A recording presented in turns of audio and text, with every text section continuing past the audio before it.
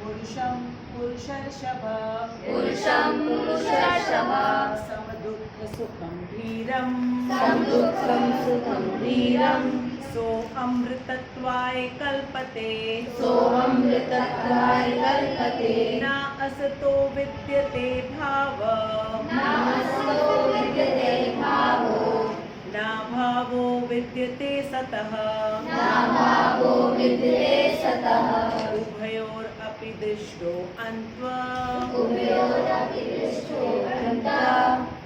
अन्ततस्त्वदर्शिभिः अविनाशी तु तद्विद्धि येन सर्वम् इदं ततं विनाश अव्ययम् अस्याय न कश्चित् अर्तुम् अर्हसि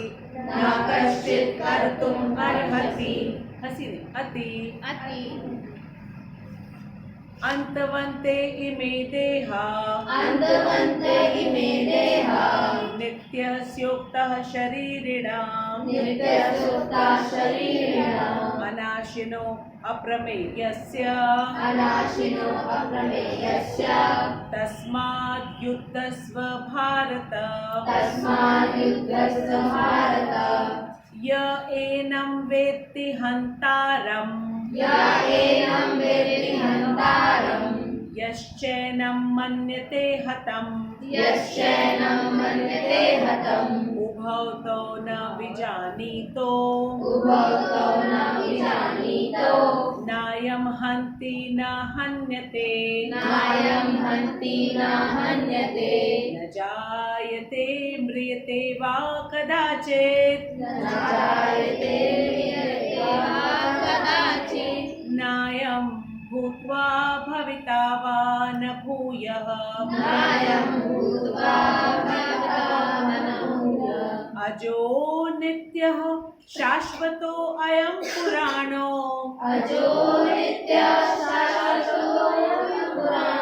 शाश्वत का नाम हो गया न हन्यते हन्यमाने शरीरे क्या भावार्थ लिखा हुआ सब बच्चे पढ़ो अपने आप से। आत्मा के लिए किसी काल में भी न तो जन्म है न मृत्यु, ठीक है। और हम कौन है? आत्मा। किसी काल में नहीं। कितने काल होते? 3 काल होते। कौन कौन से? और भविष्य। तो आत्मा के लिए किसी काल में न तो जन्म है और ना ही मृत्यु। इसका मतलब हमारा न कभी जन्म हुआ और न कभी मृत्यु होगी। हम हमेशा थे, हैं और रहेंगे। फिर आगे क्या लिखा है? वह अजन्मा, ठीक है। वह न तो कभी जन्मा है, न जन्म लेता है और न जन्म लेगा, ठीक है। क्लियर बता दिया भगवान ने। इतनी क्लियर नॉलेज और कहीं नहीं मिलती है, ठीक है। फिर आगे क्या लिखा है? वह अजन्मा है। जिसका जन्म नहीं होता उसको क्या कहते हैं? अजन्मा। जिसका जन्म होता है उसको कहते हैं जन्म। जन्म किसका होता है? शरीर का होता है, हमारा थोड़ा ना होता है। हम तो हमेशा थे, हैं और रहेंगे, ठीक है। और फिर क्या? शाश्वत। शाश्वत का मतलब जो हमेशा रहता है, ठीक है। तथा पुरातन, सबसे पुराना, ठीक है। सबसे पुराना, पुरातन। जो हम लोग अपनी एज बताते हैं वो किसकी एज होती है? शरीर की एज होती है। हमारी थोड़ी ना एज है वो। हम तो जब से कृष्ण है तब से हम हैं। हमारी एज थोड़ी ना है वो हमारे शरीर की एज होती है, ठीक है। शरीर के मारे जाने पर वह मारा नहीं जाता। Clear? Very good. Okay, next. वेद अविनाशिनं नित्यः य एनं अजं अव्ययम् कथं स पुरुषः पार्थ कं घात घातयति हन्तिकम्। पढ़ो क्या लिखा हुआ है भावार्थ में, क्या बताया भगवान ने। हे पार्थ, जो व्यक्ति यह जानता है कि आत्मा अविनाशी, अविनाशी की मीनिंग क्या होती है, जिसका नाश विनाश कभी ना, ठीक है, नाश होता है और उससे भी बड़ा विनाश होता है। भी जहाँ पे लग जाता है वो विशेष हो जाता है, ठीक है। आत्मा क्या है, अविनाशी है। फिर आगे क्या लिखा है, अजन्मा है, जिसका जन्म नहीं होता है। फिर आगे क्या लिखा है, शाश्वत तथा अव्यय, कभी समाप्त नहीं होता। व्यय होना का मतलब क्या होता है, समाप्त हो जाना, खर्च हो जाना, ठीक है। तो आत्मा की क्या क्या क्वालिटीज हो गई, अविनाशी है, फिर अजन्मा है, शाश्वत है और अव्यय है, ठीक। फिर आगे क्या लिखा है, वह भला किसी को कैसे मार सकता है या मरवा सकता है, ठीक है।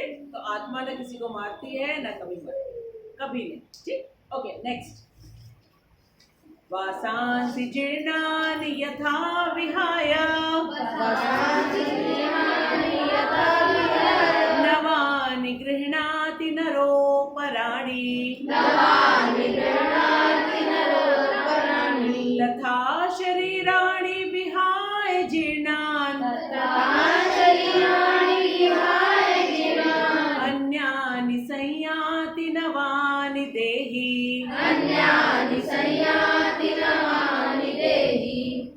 जब हम लोग अभी मार्केट में जाएंगे तो सब अपने अपने लिए क्या लेंगे, कपड़े,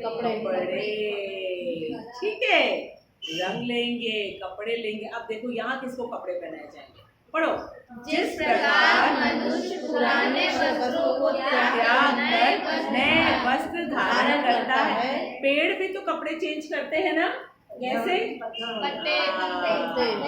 पत्ते गिर जाते हैं लेकिन पेड़ तो रहता है ना, तभी तो उसमें नई पत्तियां आती हैं।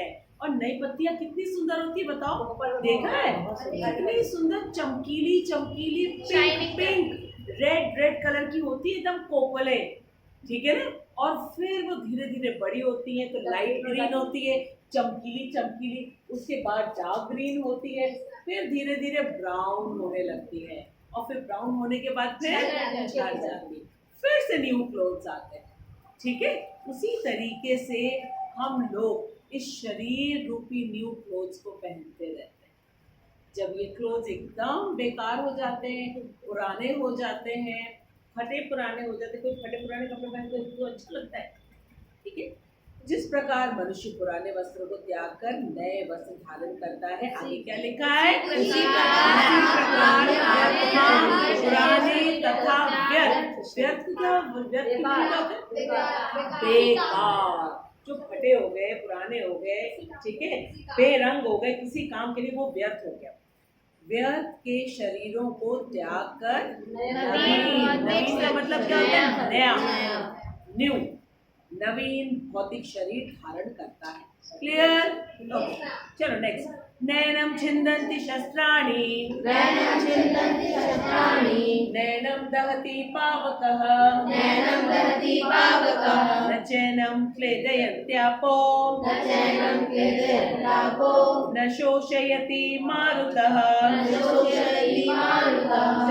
पढ़ो क्या लिखा है इसमें, यह आत्मा ना तो कभी किसी शस्त्र द्वारा खंड किया जा सकता है। अच्छा, किसको खंड हम कर सकते हैं, जिसको हम बहुत फिजिकली जो टच होती है, या उसको टच करेंगे, देखेंगे, पकड़ेंगे, है ना। आत्मा को तो जब हम देख ही नहीं पाते तो उसको खंड कौन करेगा भाई। किसी को मारने के लिए, काटने के लिए, जलाने के लिए तो हमें दिखना तो चाहिए, पकड़े तो उसको, है ना। तो इसको आत्मा को न तो कभी किसी शस्त्र द्वारा खंड किया जा सकता, न अग्नि द्वारा जलाया जा सकता, न या वायु द्वारा, ठीक है। ये हम लोग सांख्य योग की रिवीजन कर रहे हैं। श्लोक नंबर 12 से लेकर के श्लोक नंबर 30 तक भगवान ने सांख्य योग के विषय में बताया है। और सांख्य योग क्या होता है, आत्मा और देह को अनात्मा भी कहते हैं, अंतर बताए जा रहे हैं बिल्कुल क्लियरली। कि हम कौन है, आत्मा। अब हमारे विषय में बताया जा रहा है कि क्या क्या जो है हमारी क्वालिटीज हैं। तुम्हारे भाई लोग ओके। अच्छेद्यो अयम अक्लेद्यो अयम, अच्छेद्यो अयम अक्लेद्यो अयम, सॉरी, अच्छेद्यो अयम अदाह्यो अयम, अच्छेद्यो अयम अदाह्यो अयम, अक्लेद्यो अशोष्य एव च, अक्लेद्यो अशोष्य एव च, नित्यः सर्वगतः स्थाणुर्, नित्यः सर्वगतः स्थाणुः, अचलो अयम सनातनः। अचलो अयम सनातनः। चैप्टर 2 श्लोक नंबर 24। ठीक है। हाँ, क्या लिखा गया आत्मा के बारे में? और पढ़ो। यह अखंडित तथा अघुलनशील है। वेट अखंडित। अखंडित का मतलब क्या है? उसको खंड खंड नहीं किया जा सकता है, उसको काटा नहीं जा सकता है, खंड खंड नहीं, तो वो क्या है, वो अखंडशील हो गया। और फिर आगे क्या लिखा है? अघुलनशील। अघुलनशील मतलब जिसको घोला नहीं जा सकता है। हम लोग क्या क्या चीजें घोल देते हैं, चीनी लेते हैं, ठीक है, नमक डालते हैं, नींबू डालते हैं, और क्या बन जाता है? शिकंजी बन जाती है। ठीक है, लेकिन आत्मा जो है ना, ऐसी नहीं कि इसको कोई घोल वोल दे पानी में डाल कर, नहीं हो सकता। अघुलनशील। आगे क्या लिखा है? इसे न जलाया जा सकता है, ना ही सुखाया जा सकता है। सारी क्वालिटीज हमें पता चल रही है। ठीक है, फिर आगे क्या लिखा है? यह शाश्वत। शाश्वत मतलब जो हमेशा था, है, रहेगा। ठीक है, ये सत्य है। ठीक है, उसी को कहा जाता है शाश्वत। ठीक, फिर क्या? सर्वव्यापी। सर्वव्यापी मतलब सब जगह व्याप्त, सब जगह व्याप्त है। कैसे व्याप्त है? पेड़ों में, पक्षियों में, पशु में, ठीक है, सब जगह, हर जगह। और फिर कैसे? पृथ्वी, जल, वायु, अग्नि, आकाश, इसके रूप में हर जगह व्याप्त। ठीक, फिर आगे क्या है? अविकारी है। विकार का मतलब है चेंजेस। आत्मा में कोई चेंजेस नहीं। जब बॉर्न होते तब भी जितना आत्मा, ठीक है, जब ये शरीर बूढ़ा हो जाता है तब भी उतना। ठीक है, चींटी के अंदर भी जो आत्मा वो सेम साइज, वेल के अंदर, हाथी के अंदर सेम साइज, अविकारी, कोई चेंजेस नहीं आता। फिर क्या लिखा है? स्थिर। स्थिर का मतलब क्या होता है? फिर आगे क्या लिखा है? सदैव, हमेशा, सदैव एक सा रहने वाला। हमें पता चल गया किसकी क्वालिटी? Okay, next. अव्यक्तोऽयम् अचिन्त्यो अयम्, अव्यक्तो अयम् अचिन्त्यो अयम्, अविकार्यो अयम् मुच्यते, अविकार्यो अयम् उच्यते।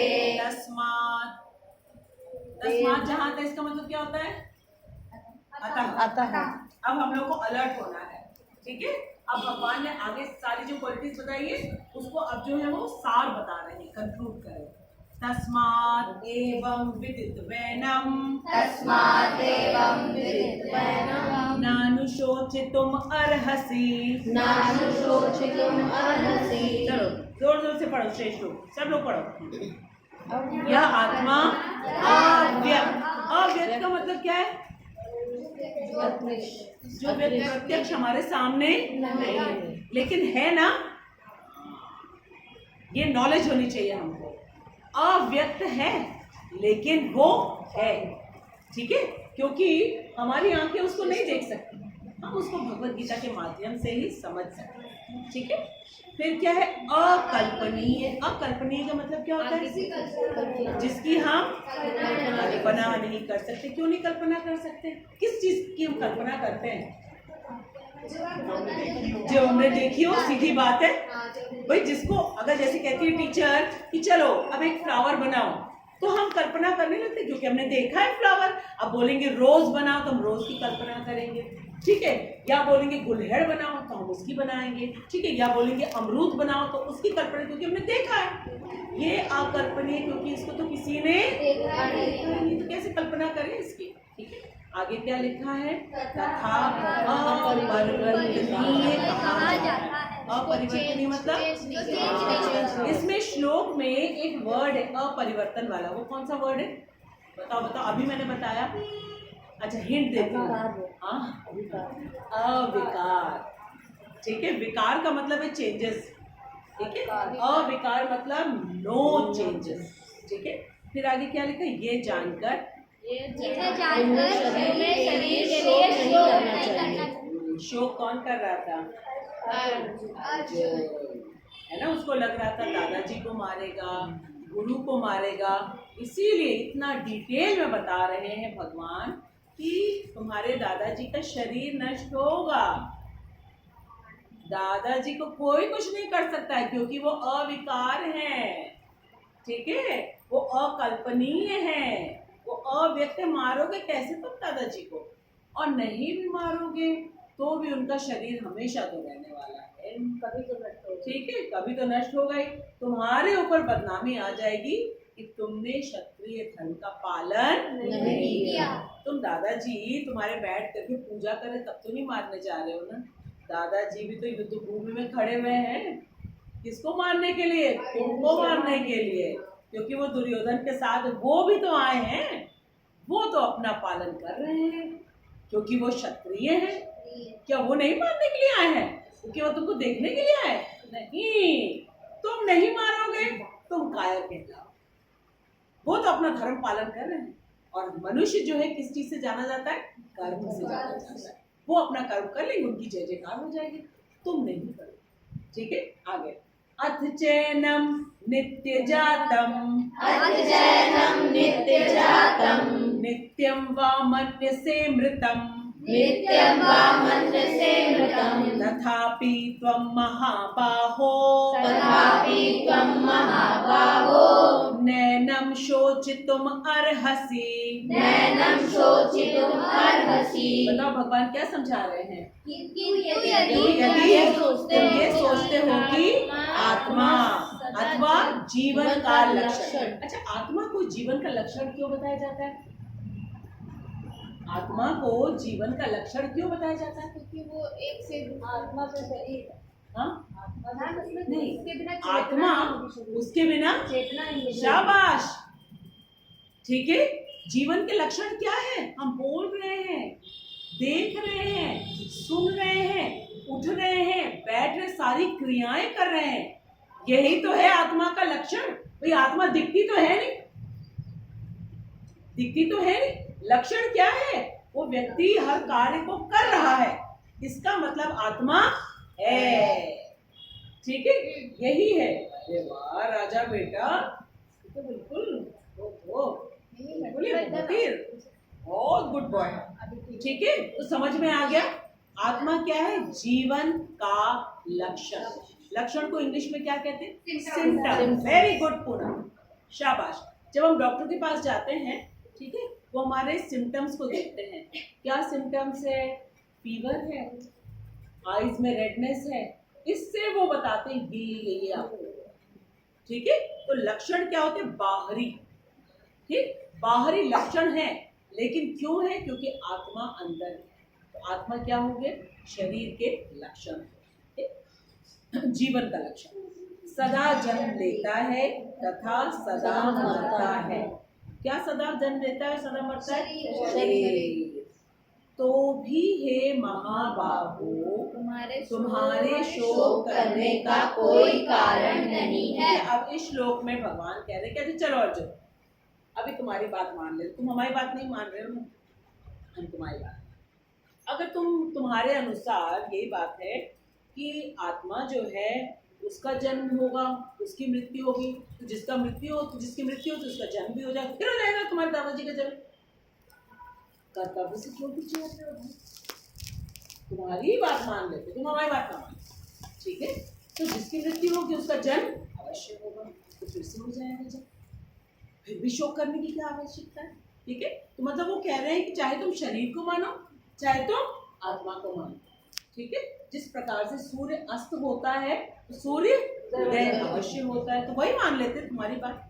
ठीक है, आत्मा की मृत्यु हुई, आत्मा आ जाएगा। हालांकि भगवान तो कह रहे नहीं होगा, लेकिन कह रहे तुम्हारी भी बात अगर हम मान लेते हैं तो भी क्या शोक करने की आवश्यकता है? फिर से आ जाए, बस नए कपड़े पहन लेंगे, वो नए कपड़े पहन लेंगे। तो नए कपड़े पहनने में हमको तो बड़ा अच्छा लगता है, अरे तुम्हारे दादाजी को भी पुराने पुराने कपड़े रिंकल्स पड़ गए हैं, झुक गए हैं, दिख नहीं रहा है। अरे नया नया शरीर मिलेगा, कितना अच्छा लगेगा। चमकीले कपड़े पहन के हम लोग कितने बार शीशे के सामने खड़े होते हैं, बार बार देखते हैं, है ना। तो उनको भी थोड़ा आनंद लेने दो, नए कपड़े में नई जान होगी, है ना, न्यू बॉडी उनको मिलेगी, कितने खुश होंगे। बूढ़ा शरीर हो जाता है, थक जाते, चल नहीं पाते, खा नहीं पाते, देखते हैं गन्ना कहते काट नहीं पाएंगे, अब कहाँ दांत हिलने लगा है ना। न्यू बॉडी उनको मिलेगी तो अखरोट काटेंगे खट्ट से एकदम, कितना मजा आएगा। भीष्म पितामह को आचार्य को, ठीक, ओके। जातस्य हि ध्रुवो मृत्यु, जातस्य हि ध्रुवो मृत्यु, ध्रुवं जन्म मृतस्य च, ध्रुवं जन्म मृतस्य च, तस्मात्, फिर से आ गया तस्मात्, तस्मात् मतलब अतः। अतः। फिर से इंग्लिश में क्या कहते हैं इसको, देयरफॉर, देयरफॉर, ठीक है। अब वो कंक्लूड कर रहे हैं, तस्मात् अपरिहारे अर्थे, तस्मात् परिहारे अर्थे, न त्वं शोचितुम् अर्हसि। न त्वं शोचितुम् अर्हसि। श्लोक में लगातार शोचितुम् अर्हसि, न त्वं शोचितुम्, इसका मतलब क्या होता है पायल? क्यों बार बार कह रहे हैं? हाँ, शोक मत करो, परेशान मत हो तुम अर्जुन। न तुम शोचितुम अर्हसि, भगवान को देखो कितनी चिंता है। और भगवान जो अर्जुन को बता रहे वो किसके लिए? हमारे लिए, क्योंकि उनको हमारी चिंता है। बार बार हमको बता रहे परेशान मत हो। हम लोग परेशान होते रहते हैं ना, कितना परेशान होते हैं, इसीलिए बार बार रिपीट कर रहे हैं। जिस चीज को रिपीट किया जाता है बार बार, इसका मतलब वो बहुत इम्पोर्टेंट है। क्लास में भी जिस लेसन को टीचर बार बार रिपीट करती है, इसका मतलब वो इम्पोर्टेंट है, तभी तो रिपीट कर रही है। देखो लगातार, न त्वं शोचितुम् अर्हसि, न त्वं शोचितुम् अर्हसि। परेशान नहीं हो अर्जुन, नहीं हो परेशान, क्योंकि अर्जुन परेशान हो रहा है तो क्या कर रहा है? शोक कर रहा है, रो रहा है, और क्या नहीं कर रहा है? युद्ध नहीं कर रहा है, कर्म नहीं कर रहा है, ठीक है। रोने के कारण, जब हम लोग रोते रहते हैं तो क्या लिख पढ़ सकते हैं, खा सकते हैं? नहीं, ठीक है। तो हमको क्या कर रहे हैं वो, इसको बोल करके कि तुम परेशान मत हो। क्यों परेशान हो रहे हो? खुद को परेशान नहीं हो, और जब हम परेशान नहीं होंगे उससे मतलब खुश होंगे और हम सारा काम अपना कर पाएंगे। Okay, next. अव्यक्तादीनि भूतानि, अव्यक्तादीनि भूतानि, अव्यक्त मध्यानि भारत, अव्यक्त मध्यानि भारत, व्यक्त मध्यानि भारत, व्यक्त मध्यानि भारत, अव्यक्त निधनान्येव, अव्यक्त निधनान्येव, तत्र का परिदेवना। तत्र का परिदेवना। ठीक है, 2 बार अव्यक्त आया है और बीच में 1 बार व्यक्त आया है, ठीक है। क्या कह रहे हैं? सारे जीव प्रारंभ में अव्यक्त रहते हैं, मतलब इस शरीर को धारण करने से पहले, क्योंकि आत्मा तो दिखती नहीं है, तो वो अव्यक्त रहते हैं, ठीक है। और जब शरीर मिल जाता है तो व्यक्त हो जाते हैं, हमको दिख जाता है व्यक्ति।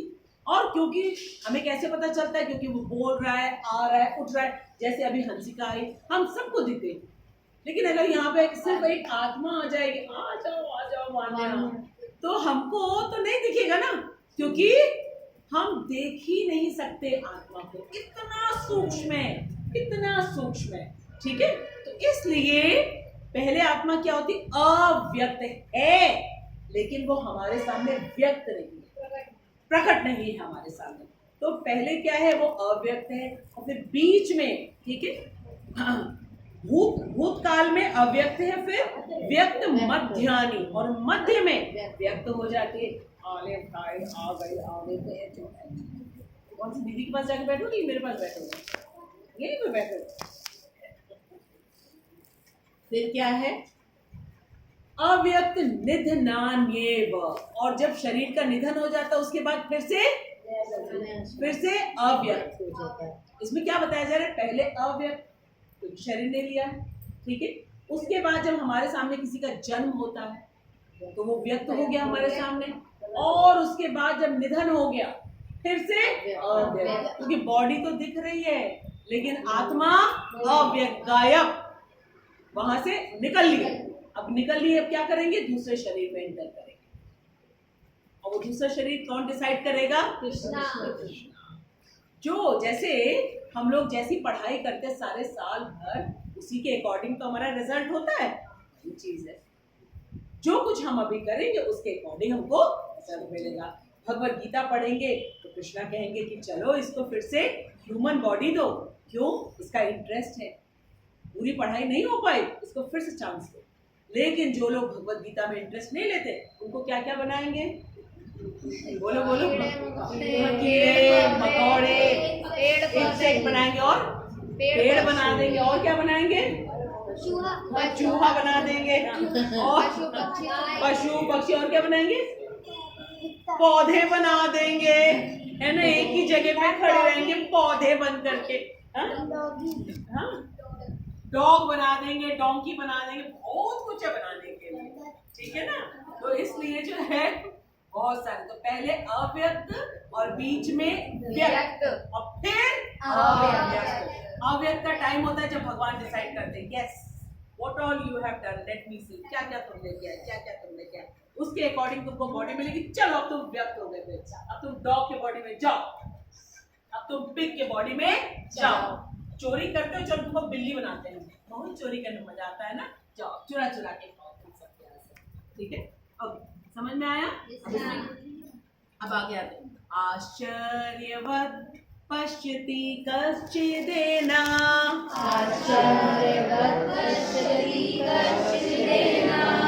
आश्चर्यवदति तथैव चान्यः,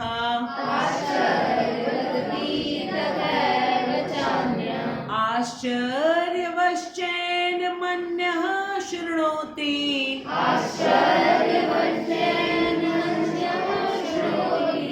शृण्वाप्येनं वेद न चैव कश्चित्।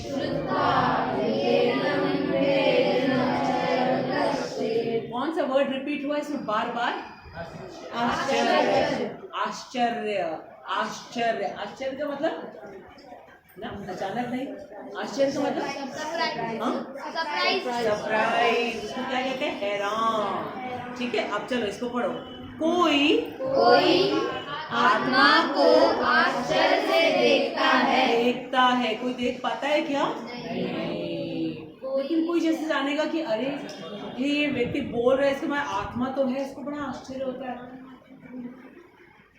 ये आत्मा क्या है। तो कोई आत्मा को आश्चर्य से देखता है, फिर क्या है, कोई इसे आश्चर्य की तरह बताता है, क्योंकि व्यक्त तो है नहीं लेकिन है, ठीक है। तो कोई आश्चर्य से देखता है, कोई आश्चर्य से बताता है, तथा कोई इसे आश्चर्य की तरह सुनता है, कि मतलब जो सुनता भी उसे बाप रे ये है क्या चीज, दिखती नहीं है लेकिन जो है सबको चलाती है, उठाती है, बैठाती है, सब कुछ, लेकिन दिखती नहीं है। तो जो बोल देख रहा है उसको भी आश्चर्य, क्योंकि दिख तो है नहीं रहा है, उसको अव्यक्त है, ठीक है। और जो बता रहा है उसको भी आश्चर्य हो रहा है, और जो सुन रहा है उसको भी आश्चर्य। फिर लास्ट में कि किंतु कोई इसके विषय में सुनकर भी कुछ नहीं समझ पाता है, क्योंकि ये तो दिखता ही नहीं, ठीक है।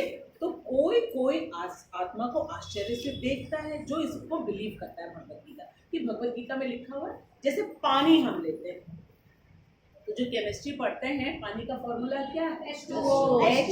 और दिखता है क्या उसमें, नहीं, लेकिन हम पढ़ते हैं तो हमको मालूम है ना कि इसमें 2 हाइड्रोजन है और 1 ऑक्सीजन है, ठीक है, तो हमको मालूम है। लेकिन अगर किसी हम ऐसे को बोले जिसने पढ़ाई ना करी हो और ये कहे कि ये H2O है, तो कहेगा क्या, आश्चर्य से देखेगा, आश्चर्य से सुनेगा, और फिर भी उसको कुछ समझ में नहीं आएगा। आया समझ में, वही चीज है, ठीक है। तो अगर हम बिलीव करेंगे भगवत गीता में तो हमें सब समझ में आता रहेगा, ठीक है। आगे समझ में, चलो नेक्स्ट लो। देहि नित्यम अवध्यो अयम, देहि नित्यम सर्वस्य भारत। देहे सर्वस्य भारत। फिर क्या आ गया? तस्मात्। तस्मात्। तस्मात् मतलब अतः। कितनी बार नानुशोचितुम अर्हसि, तस्मात्, इसलिए ऐसा करो, इसलिए ऐसा करो। भगवान पूरी गाइडेंस देते जा रहे हैं। तस्मात् सर्वाणि भूतानि। तस्मात् सर्वाणि भूतानि। अब आप लोग पढ़ो। न त्वं शोचितुम अर्हसि। चौथी बार आया न त्वं शोचितुम अर्हसि। क्या लिखा है? हे भरतवंशी, शरीर में रहने वाले देही। देही किसको कहा गया है? ओए, आत्मा। ये देह है, वो देही। वो देही। ठीक है, ये देह और देह दिखता है, देही नहीं दिखता, पर है, अव्यक्त है। ठीक है, अकल्पनीय है। क्यों अकल्पनीय है? क्योंकि हमने कभी देखा ही नहीं, पर है। ठीक है, अब क्या बता रहे? शरीर में रहने वाली देही का कभी वध का मतलब क्या होता है? मारना। चाहे कोई हथियार हो, चाहे अग्नि हो, किसी भी चीज से।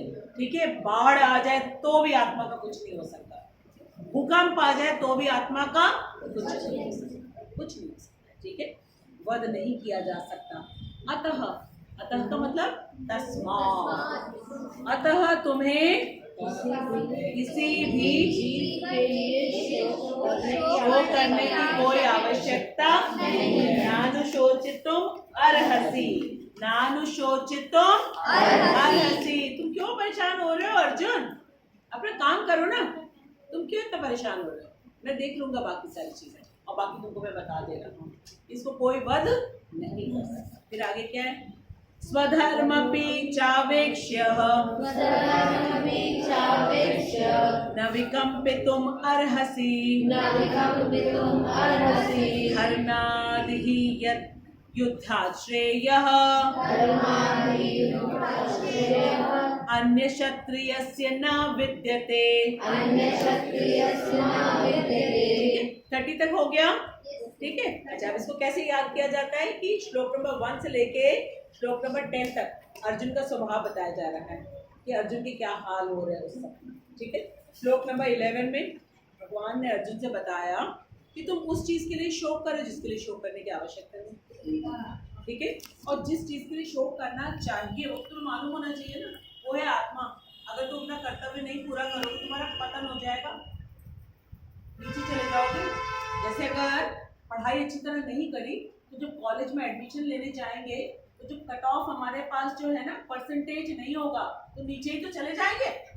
वही बता रहे भगवान कि अगर तुमने अपना काम नहीं किया तो नीचे चले जाओगे। कि सबका हम लोगों ने नाम लिया ना, डॉगी बनेंगे, डॉग बनेंगे, पौधे बनेंगे, है ना, और भी बहुत कुछ है, वैसे हमको बना देंगे। ठीक, तो भगवान ने श्लोक नंबर 11 में बताया। फिर 12 से लेकर 30 अभी तक जो हम लोगों ने उसमें भगवान ने सांख्य किसका किसका डिफरेंस बताया? आत्मा और शरीर, देह और देही। ये देह और ये देही, इसको कहते हैं आत्मा और अनात्मा। ये आत्मा है अंदर इसके और ये अनात्मा है। ठीक है, अनात्मा है देह और आत्मा है देह। पूरा डिटेल में बताया और बार बार न त्वं शोचितुम अर्हसि, न त्वं शोचितुम अर्हसि, बार बार बोलते जा रहे। ठीक है, विश्वास दिलानी। अब कह रहे भगवान इसको स्वधर्म का पालन करना है। स्वधर्म का मतलब क्या होता है? अपने धर्म का कर्तव्य तुम्हारा। अब स्टूडेंट को टीचर का कर्तव्य करना होता है क्या? मम्मी को पापा का कर्तव्य करना होता है क्या? नहीं। जिसका जो कर्तव्य है, जैसे पेंसिल का कर्तव्य क्या है? और इरेजर का कर्तव्य क्या है? इरेज करना। और शार्पनर का कर्तव्य क्या है? शार्प करना। सबका इंक रिमूवर का कर्तव्य क्या है? मिटाना। ठीक है, इस दरी का क्या कर्तव्य? बिछना। समझ में आया? सबका अलग अलग कर्तव्य होता है। और समाज में कितने वर्ण हैं और कितने आश्रम हैं? 4 वर्ण हैं। शाबाश, दादी के पास सारे आंसर थे। ठीक है, और आश्रम कितने हैं? वो भी 4 हैं। कौन कौन से वर्ण हैं? फटाफट बताओ। सबसे पहला वर्ण क्या है? बोलो बोलो बोलो। जो जो जो सबसे ऊपर है, ब्राह्मण ब्राह्मण सबसे ऊपर, क्यों? वो ब्रेन है, वो ब्रेन है। उसके बाद क्या आया? क्षत्रिय। क्षत्रिय, हाथ प्रोटेक्शन देने वाला, ठीक है। उसके बाद ठीक है, वो क्या करेगा? पेट की व्यवस्था करेगा। पेट की व्यवस्था का मतलब क्या है? वो क्या क्या करेगा? एग्रीकल्चर, खेती करेगा, खेती, पशुपालन, गौपालन, ठीक है, ये सारे कार्य। और व्यापार, ठीक है। पूरे सोसाइटी को चलाने के लिए शॉप्स चाहिए ना। अभी आप जाओगे ना शॉप में ही तो जाओ, जाकर के सारी चीजें लोगे, ठीक है। इसके बाद सबसे नीचे का आता है शुद्ध। और प्रभुपाद हमेशा बताते हैं कि जैसे हमारे शरीर में ये हेड जितना इम्पोर्टेंट है, हैंड्स उतने इम्पोर्टेंट है, स्टमक उतना इम्पोर्टेंट है, पैर भी उतने इम्पोर्टेंट है, ठीक है। कभी भी किसी को भी हीन दृष्टि से नहीं देखना।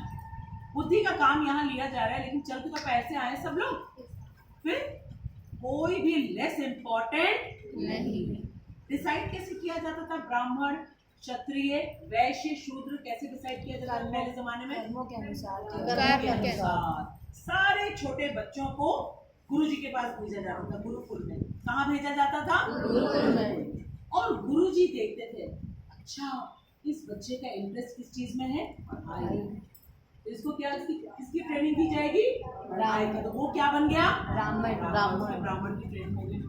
और किसी को देखा जा रहा है ना, तलवार चला रहा है, तीर धनुष लिए हुआ है, ठीक है, उसको कौन सी ट्रेनिंग दी जाएगी? ठीक है। और फिर देखा जा रहा है किसी को जो है खेती में, पशुपालन में इंटरेस्ट है, व्यापार में इंटरेस्ट है, चलो दुकान खेलते हैं हम लोग, तो उसको किसकी ट्रेनिंग दी जाएगी? वैश्य की ट्रेनिंग दी जाएगी। और जो इन तीनों